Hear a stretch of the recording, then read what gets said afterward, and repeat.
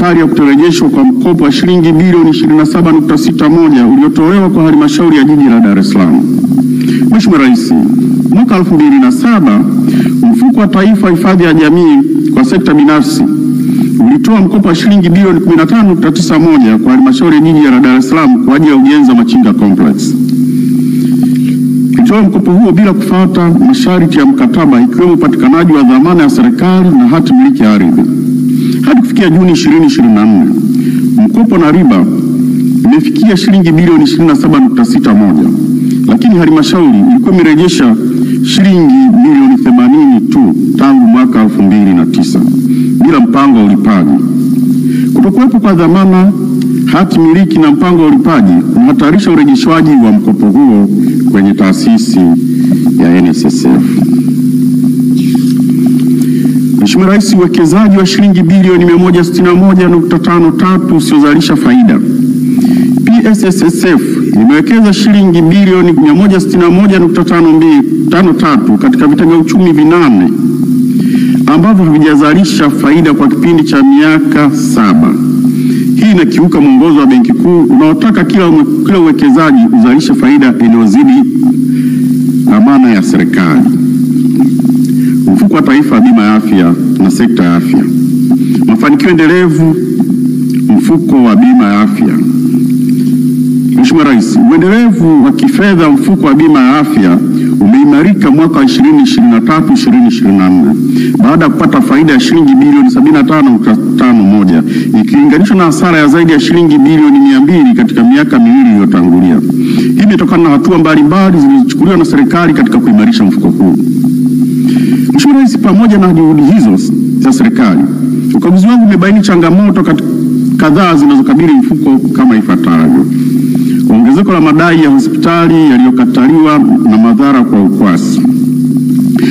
Mfuko ulikataa madai ya jumla ya shilingi bilioni 11.23 kutoka hospitali ya taifa Muhimbili Mloganzila, sana 16% ya madai yote yaliyowasilishwa kutoka hospitali za rufaa, mikoa na ngazi za wilaya.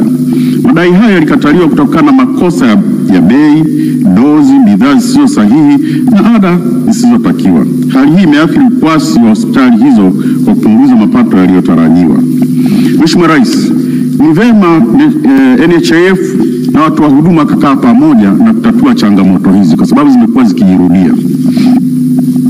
Ucheleweshaji wa malipo watu wa huduma kwa athari ya utoaji wa huduma.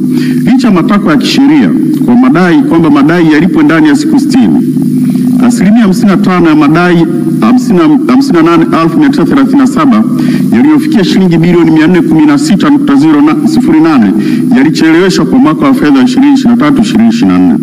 Ucheleweshaji huu ulitokana na uhaba wa fedha unachangiwa na ucheleweshaji wa michango ya kila mwezi kwa mfuko. Hali hii huathiri watu wa huduma, husababisha changamoto za kifedha na kushuka kwa ubora wa huduma. Mheshimiwa Rais, vifaa vya matibabu vya shilingi bilioni 3.85 havikutumika kwa sababu za kiufundi na miundombinu. Vifaa vya matibabu vyenye thamani ya shilingi bilioni 3.85 katika vituo vya afya 25 havikutumika kutokana na ukosefu wa wataalamu, majengo yasiyokamilika na ukosefu wa mafunzo na ukosefu wa vitendanishi. Vifaa 65 katika hospitali 6 ikiwemo mashine ya X-ray havijatumika kwa zaidi ya miaka miwili kwa sababu ya miundombinu isiyokamilika. Kutotumika kwa vifaa hivi kunasababisha hasara kwa serikali na kuchakaa kwa rasilimali kabla ya kutumika.